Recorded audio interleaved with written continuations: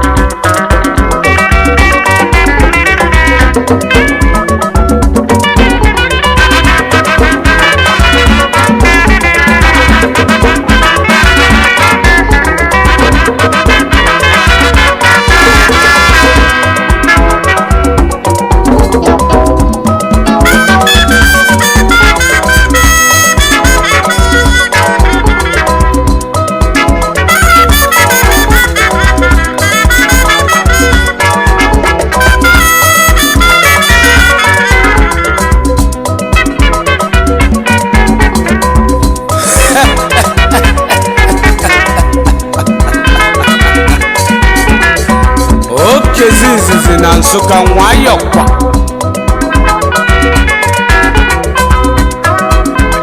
sawam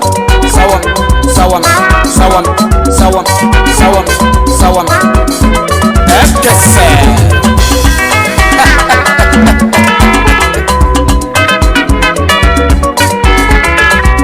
Imalu chukwego wefe meko na nezike Imalu chukwego wefe meko na nezike Imalu chukwego wefe meko na nezike Imalu chukwego wefe meko na nezike Imalu chukwego wefe meko na nezike odogu Imalu chukwego wefe meko na nezike Wefe meko na nezike Wefe meko na nezike Alize